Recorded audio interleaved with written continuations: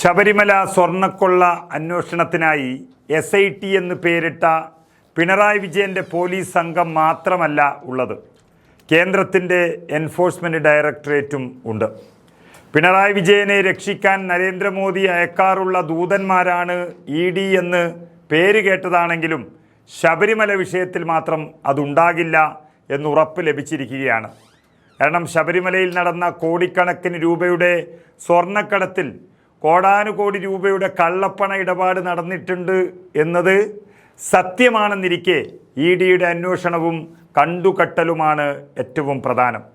ഇതുവരെ അറസ്റ്റിലായ CPM നേതാക്കൾ അടക്കമുള്ളവർ 2-3 മാസവും അകത്ത് കിടന്നിട്ടും അവസാനം എല്ലാം പൊടി തട്ടിയെടുത്ത് പുറത്ത് വിലസി നടക്കുന്നത് നമ്മൾ കാണാൻ പോകുന്നതേ ഉള്ളൂ. അതാണ് SITയുടെ ഒരു അന്വേഷണം.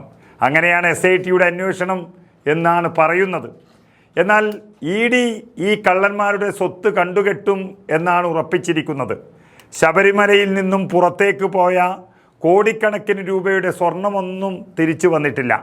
അത് എവിടെയാണെന്നും തിരിച്ചു പിടിക്കണമെന്നും കണ്ടെത്തേണ്ടത് അത്യാവശ്യമാണെന്നും SITയുടെ ബാധ്യതയാണെങ്കിലും അതിനവർക്ക് കഴിയുമെന്ന് തോന്നുന്നില്ല. അപ്പോഴാണ് ഇക്കാര്യത്തിൽ കൂടുതൽ അധികാരങ്ങളുള്ള EDയുടെ നീക്കം ശ്രദ്ധേയമാകുന്നത്. അതായത് തന്ത്രി അറസ്റ്റിലായതോടെ കൂടുതൽ വിവരങ്ങൾ ലഭിക്കുകയും സഖാക്കളുടെ സ്വത്തുക്കൾ പോകുമെന്നുറപ്പായിരിക്കുകയുമാണ്. അതാണ് തന്ത്രി കണ്ഠര് രാജീവര് നൽകിയ മൊഴി എന്നാണ് അറിയുന്നത്.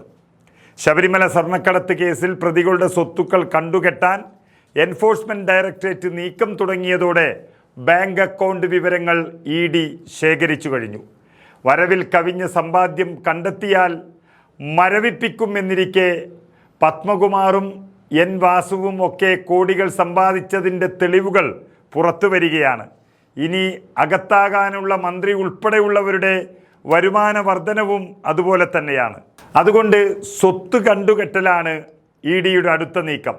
ക്രിമിനൽ കേസുകൾ അന്വേഷിക്കാൻ പോലീസ് FIR രജിസ്റ്റർ ചെയ്യുന്നതിന് സമാനമായ നടപടിയാണ് എൻഫോഴ്സ്മെൻറ്റ് കേസ് ഇൻഫോർമേഷൻ റിപ്പോർട്ട് അഥവാ ECIR രജിസ്റ്റർ ചെയ്യുന്നത്.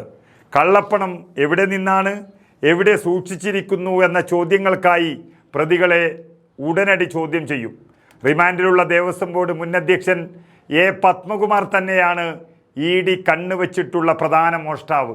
അദ്ദേഹമടക്കം പ്രത്യേക അന്വേഷണ സംഘത്തിൻ്റെ പട്ടികയിലുള്ള മുഴുവൻ പ്രതികളെയും ചോദ്യം ചെയ്യാനുള്ള നീക്കത്തിലാണ് ED ഉള്ളത്. ചോദ്യം ചെയ്യാൻ അനുമതി തേടിയുള്ള അപേക്ഷ നാളെയോ മറ്റന്നാളോ കോടതിയിൽ സമർപ്പിക്കും. അതിൽ കള്ളന്മാരുടെ പങ്ക് വ്യക്തമാകുന്നതോടെ സ്വത്ത് കണ്ടുകെട്ടുന്നതിലേക്കാണ് പിന്നീട് കടക്കുന്നത്. നഷ്ടപ്പെട്ട സ്വർണത്തിൻ്റെ കണക്ക് അവിടെ വ്യക്തമായി ഉള്ള സ്ഥിതിക്ക് തിരിച്ചു വരാത്ത സ്വർണത്തിൻ്റെ തുക പ്രതികളുടെ കയ്യിൽ നിന്നും കണ്ടുകെട്ടുക എന്നുള്ളതാണ് EDയുടെ ആദ്യ നടപടി. അതാണ് ഇനി കാണാൻ പോകുന്നത്.